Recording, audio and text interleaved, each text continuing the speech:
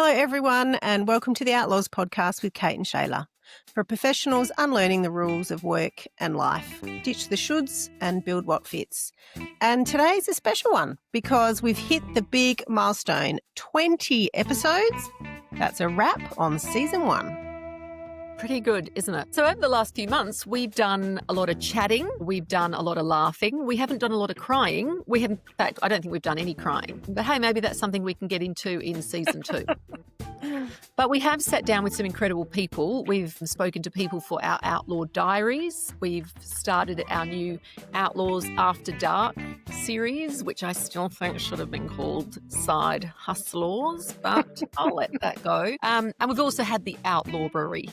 Outlawbery. And see, that's what happens when you let me name things. So I think you've made the right call on not letting me have Side Hustlaws. Yeah, so we've had lots of fun talking to lots of different people. We had a lot of laughs, Shayla, but we've learned a lot too. We really have. And we have. We've read some good books and we've had some good discussions. Yeah. And in this episode, we're going to look back at the best moments, the big lessons and the surprises along the way, plus a little peek maybe at what's coming for season 2. So yourself a drink or maybe make yourself a coffee to take on your commute, and let's have a chat about Outlaws season 1.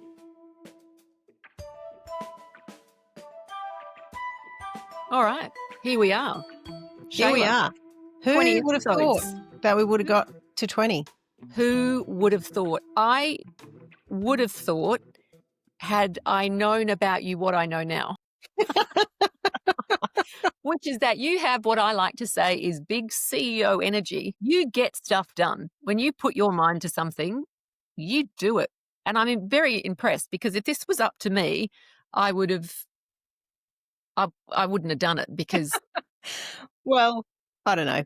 It takes 2 to tango. It does take 2 to tango, but yes, and there are 2 of us. But to be honest, I think it's been such a great experience, and it's so lovely because it is obviously resonating with people, and that's so nice. Well, if it had been up to me, I would have done half an episode and gone, nah, I can't do it. Yeah, I think massive kudos. No, it's just the kudos. Massive kudos to you, Shayla Straps, for being the CEO of Outlaws and organising. Well, thank you, Kate. Thank you for being my faithful sidekick. It's been important that both of us have been there in order to be able to do it, because I wouldn't have been able to do it by myself. So, yay us, hey? Yeah, us. Hey. And it's funny, isn't it? Because I think and people might know this. I can't remember if we've talked about this or not on the podcast. I think we probably have, is that we didn't know each other very well at all. Yeah, we knew each other, but not super well. Yeah. No, I knew who you were, and I had met you a couple of times. Mm. But it was only when I contacted you, I saw that you were doing coaching, and I thought I could really do with some of that, because I was at that stage of thinking like, oh, which direction? What should I focus on? All sorts of things. And actually talking to you really helped me kind of get clear in my head. But I only had a couple of sessions with you, and it was so valuable. And then I think you said, hey, actually, you know what?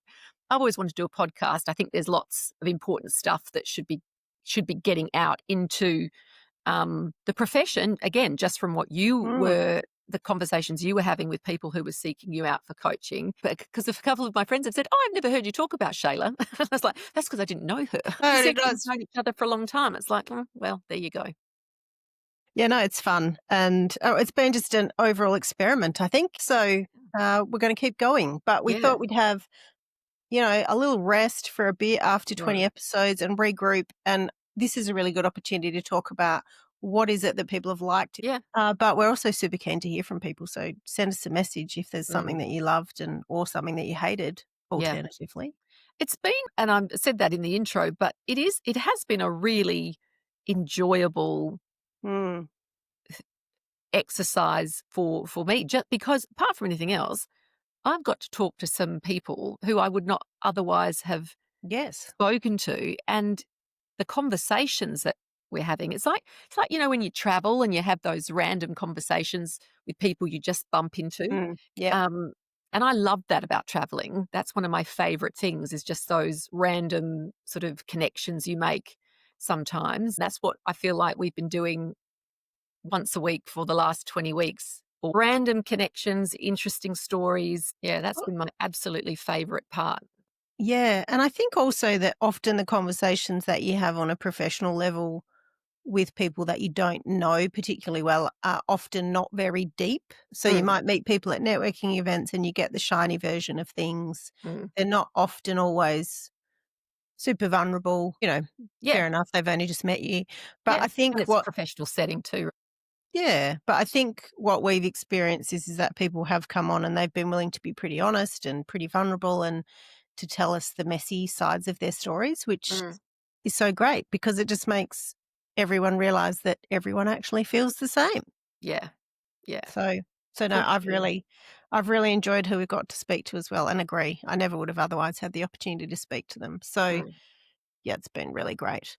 So I think we were going to have a chat about what were our best episodes. I Yes. think What were our most downloaded episodes? our top episodes of the season were Oh, uh, hang on. the one about experimenting and the Outlaw Brewery number 4. Oh, So the Tiny book by Experiment Anne Law. and Lure, Les Yeah. Coups. Yeah, about not needing a 5-year plan, you need to experiment. Followed very closely a couple of weeks ago about Alicia Snyder's Mm, around learning how to breathe and burnout so good. recovery. Yeah. And then last week's around sleep. So, yeah, it's interesting, isn't it? And I mean, I think obviously there's a bit of a skew as well because as more people get to hear about us, if they're just listening to the most recent episodes, that might be what's happening there.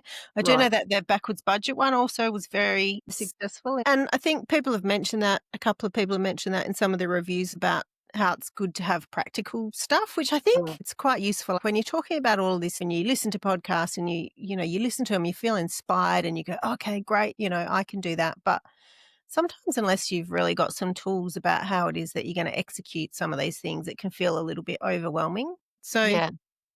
I mean, That might be why the Tiny Experiments book was so popular, wasn't it? Because there was quite a practical component to that book. yeah, yeah. And it's also just feels manageable, right? You can just kind of Mm, go, well, do a tiny thing. It mm, doesn't feel like it has to be overwhelming. I mm. think that was obviously, since that's the title, Tiny Experiments, but that's the message from the book. Yeah. To do tiny experiments, right. I don't Yeah, know where yeah. she got the title from, but anyway. So, and then we also did the backwards budget workshop Yeah, as part of the that's right. Facebook group, which was good and got lots of views. So, yeah, I think people do find those practical things useful, but maybe Mm. we're also wrong about that. So, please, can you tell us if we're wrong or if there's some other reason that more people have been listening to some of those higher rating episodes? Do you know why I think the backwards budget episode was so popular? Because again, and this is stuff that you'd come up with prior to us doing Outlaws. And in fact, I remember you talking about that when we met up for coaching. But it's actually really quite a significant reframe Hmm. about rather than budgeting the money you get, it starts from a completely different perspective. So you're thinking about, traditional budgets go, well, here's what you get, here's how you divide up what you get. But actually, the backwards budget is, well, how much do I need? And Mm. then what do I have to do to, yeah. So it's switching it around, which is actually quite a powerful thing if you've never thought about that. Well, Quite a big yeah. reframe. Yeah, I think it just goes contrary to the way that Mm, society works, right? mm, Like people are always, oh, I need to get another job so that I can get paid more, and how mm. much money does everyone earn? It's a real way of it's a real way in which we measure worth in Yeah, society, how much people earn. And I think yeah, what I like to think of the backwards budget is instead saying, well, what do I need in order for myself to feel worthy, really, for me to be happy, for me to mm, feel as though I am happy and fulfilled and are doing all of the things that I want to do, and how much will it cost for me to do yeah, that rather than starting the other way around. So yeah. I think it is a useful tool. Going back to Tiny Experiments and Outlaw Brewery, Mm, I think it's useful to discuss Outlaw Brewery because I told you this story on the phone the other day. Every single time when we edit an episode and you've said the word Outlaw Brewery, the transcription tool that we use thinks that you've said Outlaw Brewery. rhymes. Right, probably. It's a very hard word to say. So Thought I was being so clever. So the Outlaw Brewery, not the Outlaw Brewery, although we are going to have an end of season wrap up at a brewery because we thought Yes, actually that felt quite fitting. that's right. Because, well, if it always comes up as Outlaw Brewery. I Yeah. think you just got to say brewery. Brewery, but we Brer. don't say library. We say library, don't Library. we? Yeah, but not library. Outlawry. Library. I think that's what you say is Well, I like think some. I'm trying to I think I'm trying to do a hybrid of brewery and brewer Yeah. library. So yeah, anyway, look, Okay. I regret it, all right? I regret these silly Oh, it's names. fun. We can make fun of it now for many years to come. But I think those books, a few people have said thanks so much for the recommendations for the books, that they've really enjoyed those books. And can we have another drum roll? This is Cue. Inner Outlaws first. This is very exciting. We've told everyone that our next book is going to be Conquer Your Imposter by Alison Shamir. And the big news is that Alison has agreed to come on the Outlaws podcast and talk about the book with us. That is such a get. We need some sound effects over that because that is Shayla's work. And Shayla is bold and sassy and contacted the author, and the author is coming on. And Shayla texted me to tell me this, and I said, "You are good." In response, because I was pretty impressed that Shayla had the chutzpah to go and contact Alison and then ask her on. But she's coming on, which is so Yes. exciting. I feel a little bit like Oprah right now. I think that's definitely the next step for us. I'm pretty Yeah. sure that Our own chat show. No, but this is what happens on Oprah's book club. She has people on because I was watching it the other day because she had Liz Gilbert's new book, All the Way to the River. Mm. And so I saw that on YouTube actually. And I was like, oh, Oprah's still doing that. So like, let's hope this is the start of something. Yes, very let's hope so. special. So it's very exciting. So she's going to come on and chat about the book. And so for everyone who suffers from imposter syndrome, which we've established is 70% of the population, get the book. I'm reading it. It's really good. It's also, I didn't choose it because of this, but it's got lots of practical strategies in it and little work kind of book things and activities that you can do. So actually quite useful, not just reading the whole time, but you get to kind of step back and go, how might I reframe this differently, et cetera, et cetera. So yeah, so that's very exciting. So at least 70% of our audience will have to listen to that because they will have imposter syndrome. And the other 30% will be like, I'll skip this one because I don't need it.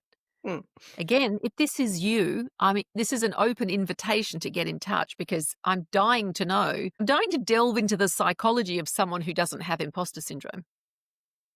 It would be really interesting, I think. Yeah. Yeah. So that's our big news for Outlaw Brewery. So that will be coming up early in season 2. So get cracking. You've got a few weeks break to read your book and then be ready for conversations with Shayla Kate and Alison Shamir. Exciting. Honestly, Shayla, I'm in awe. This is why you're the CEO of Outlaws and I'm just I don't know. Oprah? I'm just kind of rocking up and enjoying talking to people. Yeah, that's great. Lucky me.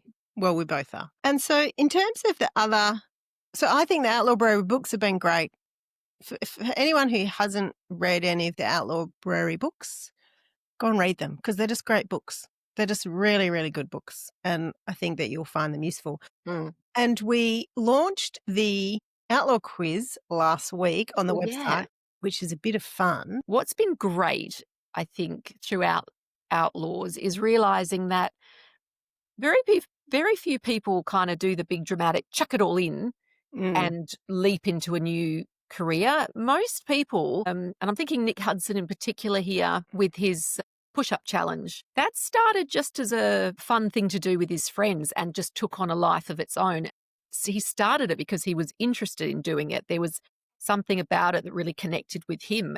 I think not just Nick, of course, other people have done that kind of thing too, but it doesn't have to be this bold kind of leap into the unknown. Yeah. And in fact, that's probably unrealistic for most people. Yeah. I think that's right. And I think that feels like a theme, this experimentation, a theme that's come out all the way along. Most of the people that we spoke to for Outlaw Diaries have all done little bits of experimentation Yeah. before they've kind of thrown it all in. Yeah. And that obviously tied in with the Tiny Experiments book. But Mm. it seems like when people try different things, it just opens up a perspective that they hadn't thought about. Yeah. So sometimes it's a side hustle. And like Katie Sierakowski, who was talking about her cattle business, that's just something that evolved for her from the family business. But it's something that really fills a need in her. You know, she gets Mm, to go out into the country. She connects with the land. That's really important to her. So the side hustle is actually a real kind of just something she's doing on the side because she mm, enjoys it and it gives her a lot of pleasure and fulfills certain aspects. But then sometimes you'll start a side hustle and it can actually evolve into the next thing.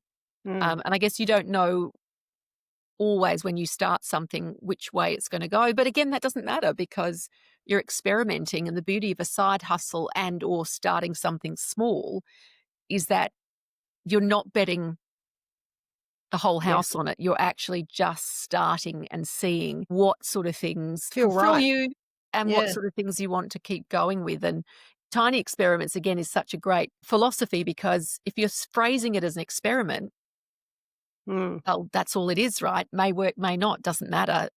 yeah. But even when it doesn't work, it is data. You know, that Yeah. is the thing, isn't it? I think, and that again comes from tiny experiments. But I was actually talking to my daughter about this last night, and I was saying about that using that has really stuck with me. I think that everything is data, Yeah. and it almost kind of depersonalizes it, and because we shouldn't personalize it.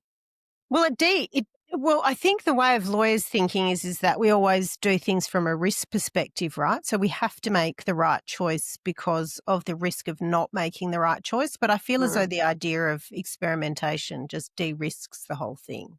mm, You know, that you just go, oh, I need to get some data about whether or not that works. And I think Nick Hudson's advice was try the thing as soon as you can and in a way that, in a way big enough that you then know whether or not it's going to fail, yeah, So yeah, try 20 episodes of a podcast and, you know, see what the data says, I think is a good little experiment that you and I have carried out. yeah, But, you can do anything. And I mean, if it hadn't worked and no one was listening, then we would have known that it hadn't worked, right? It doesn't yeah. work, no one's interested in hearing about that.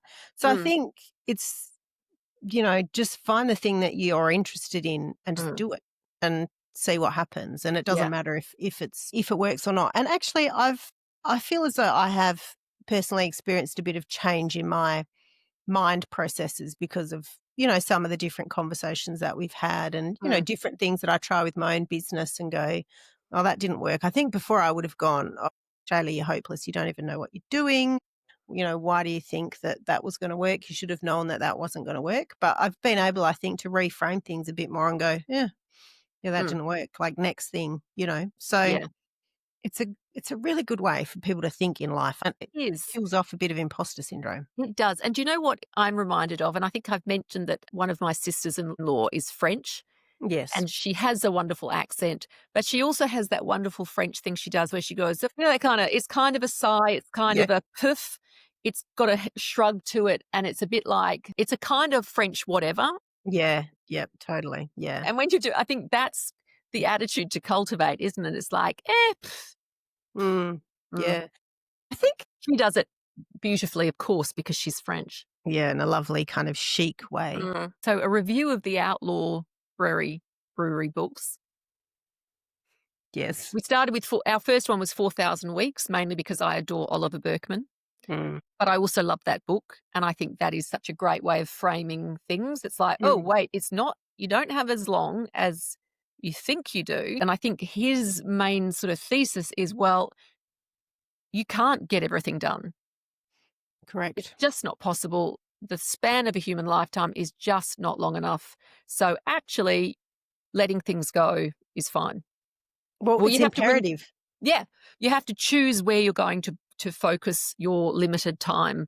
Mm. I like that. And then the second one we did was the Let Them Theory by Mel Robbins. I really like that. Interestingly, Shayla, she has the same birthday as you, Does she? Well, there you but she was go. born in the same year as me. So Oh, between us, we're kind of Mel Robbins. jeepers, we're Mel Robbins and Oprah today. Yeah, we're quite big. We're quite big. Yeah, but I love the simplicity of that. I don't think it's super original, really. It's, as I said, I think I said then when we talked about the book, you Mm, control what you can control. You can only choose what you do in response to what other people are doing, basically. And that is basically let them, yeah. because it's the let them theory is let them do it and then let me choose what I do in response to that, because you can't control other people. And so there's no point in trying that. Actually, once you accept that and then it's realize that it's really all you can do is control your responses, your behavior in response to that.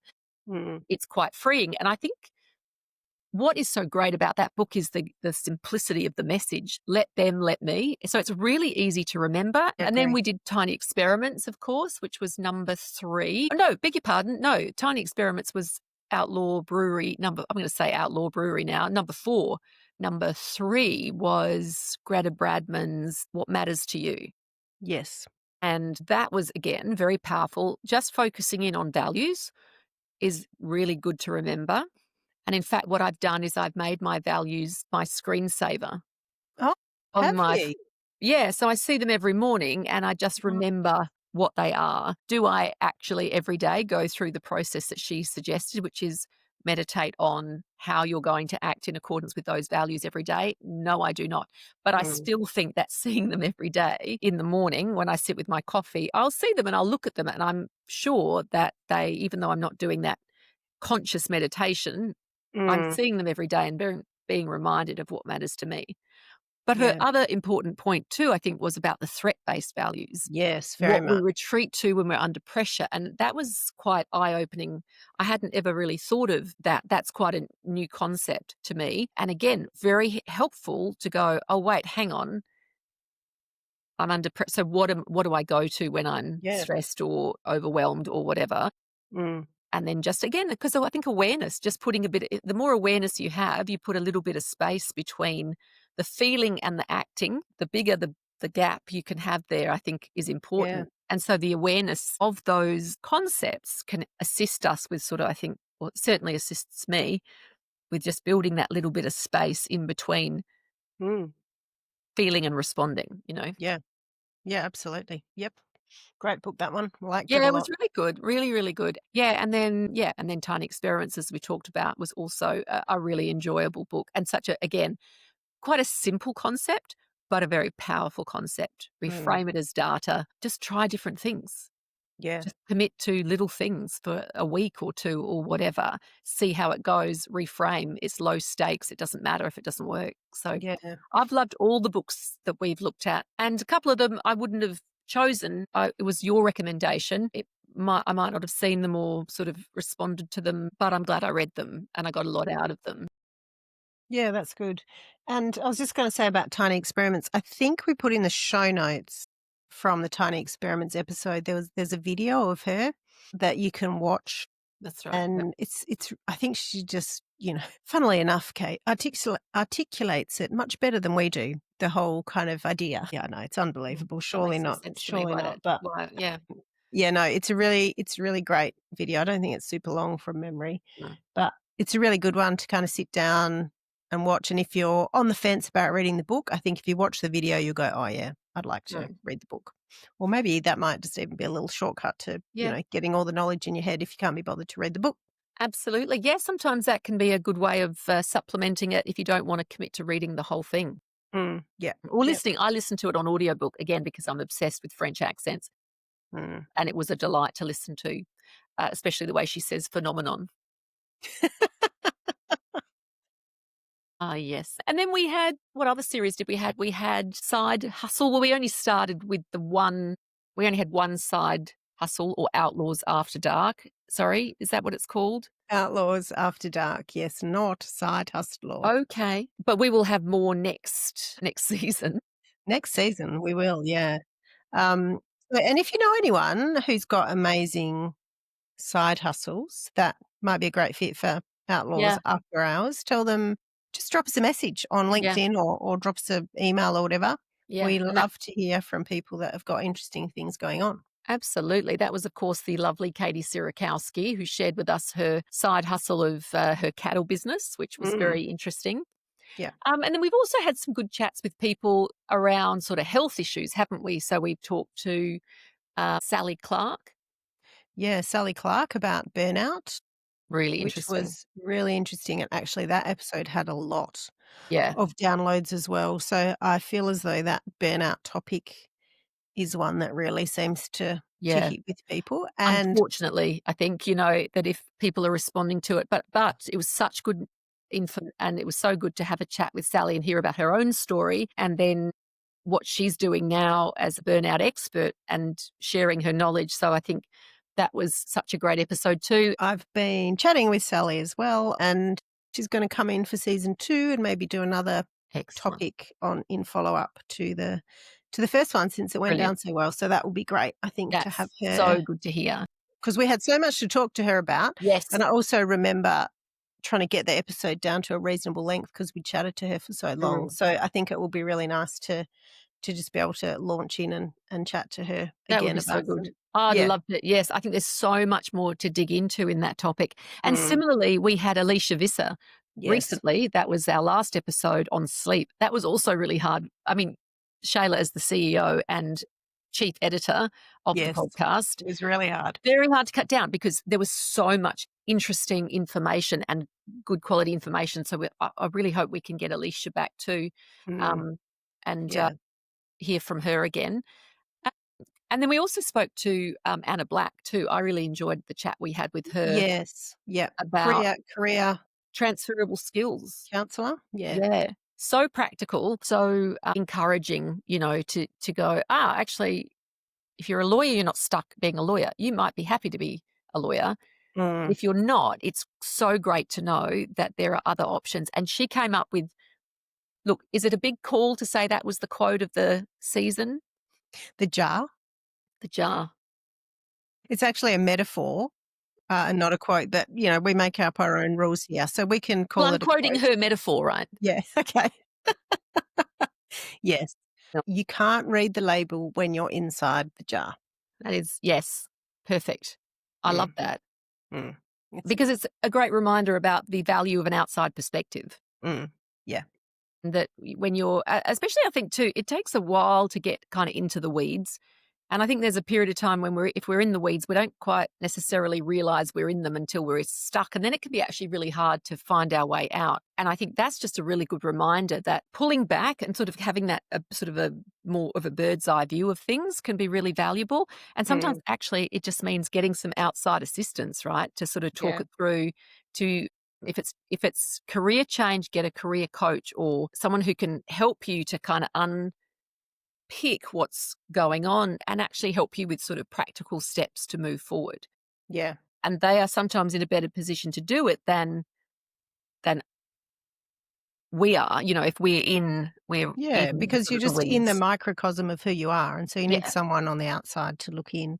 Mm. I agree. I also really like that quote, and there was one other thing that she said or topic maybe that she talked about, which I loved, which was around these burnout skills, she called them. And so I think right in our very first episode, you and I talked about some of the rules that we were Mm. unlearning, and I think one of them, just because you can do something doesn't mean that you should do it. Yeah. And her reflection on that was is that those are the skills that she calls burnout skills. So that those things that actually you're quite good at, you're quite competent at, therefore people give you them to do on repeat, actually you really don't like them. And so they are the burnout skills. The more Mm. that you do of those, the more burnt out you feel because actually you just really don't like them. There's no Mm. joy in it for you. You don't get into a flow state when you're doing them. They're just, really pretty boring for you. Yeah. So I think it's a really useful way of thinking about things when people are trying to decide how they want to move jobs or which of the skills that they want to take with them elsewhere. And quotes, I also really like Dave French said in his when he left the army. He said that he knew it was time when he woke up one day and leaving the army didn't feel like the worst thing in the world, Mm. which I really liked. And I think that goes a little bit to there being a bit of a process sometimes when you're thinking about leaving a career or maybe something that you've been in for a really long period of time, that it might feel like the worst thing in the world for a while, but then suddenly you kind of wake up and you go, Yeah. oh, no, it's not the worst thing in the world. You've crossed a line sort of Yeah. in a good way. Hmm. You've tipped into a different sort of state and yeah. The Yeah. courage, maybe like the Mm, courage has taken over or something, so you feel yeah. brave enough to do it Yeah. despite, the scariness of doing it maybe. So For I like that sure. one. We've had so many good quotes. Yeah.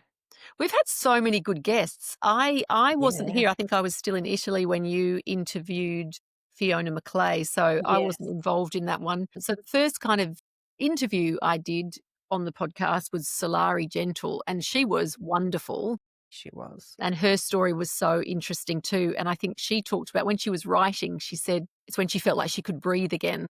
Yeah, breathe for the first time, I think Yeah. she said. Yeah. Right, breathe for the first time, you're right. And her story is such an interesting one. She talked about sort of the cultural legacy of, you've got three choices: doctor, lawyer, Mm. engineer, I think the other one was, from her family of origin, and just sort of that writing, being a writer wasn't something that was Yeah, seen a as, done. no, it was something that was even possible. I loved hearing about Solari's sort of journey. I actually hate that Yeah. word, as you know, but it is a journey from corporate law to truffle farming and Mm. writing. And she's an incredibly successful writer as well. And Yeah. it actually led me to read some of her books, which I've really enjoyed. Yeah, we're having one for our book club this month. Ah, So, fantastic. So yeah, I'm good. They're excited such about good that. books. Yeah. The other thing Solari said, quote that Solari said, which I really liked, was that when she was working as a lawyer, she always felt as though she'd forgotten to do something. I think she had a very strong internal drive. Yeah. She hadn't quite figured out what it was for yet, but I think she always had it. And I really liked that way of articulating it, that she'd Yeah. always felt like she'd forgotten to do something, Yeah. which, Yeah. That's not feeling quite right in yeah. there. And I think actually Alicia Snyder's said the same thing, didn't she? Was it her who talked about the square peg in the round hole? Or was that? Yes, yes, it Yeah. was. Yeah. And I loved Alicia's Mm, story, her triumph over adversity. And I know that's a cliche, but I think that's exactly what she's done. So she was just a real highlight for me to talk to, yeah. I think and to we've hear her story. yeah, and she kind of fits a little bit into the health stuff, right? The Right. the Yeah, because people I that we've learned had about on. breath work. Yeah. Um, Maybe we need a whole name for those. Oh my goodness, Kate, come up with it Oh, quick. give me a So, minute, will you? No. Yeah, well, and Alicia too. Alicia's talking about sleep, but she's also talking about other stuff as well. yeah.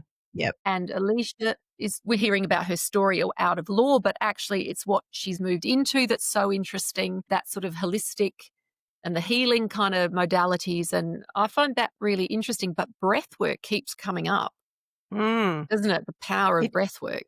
it does. And I think what's interesting, so as lawyers, we can be a bit black and white. Mm, Well, I speak for myself, but I think generally lawyers would probably say that they're that. I think they're quite cynical about sort of, some of these health and well-being type yeah, things.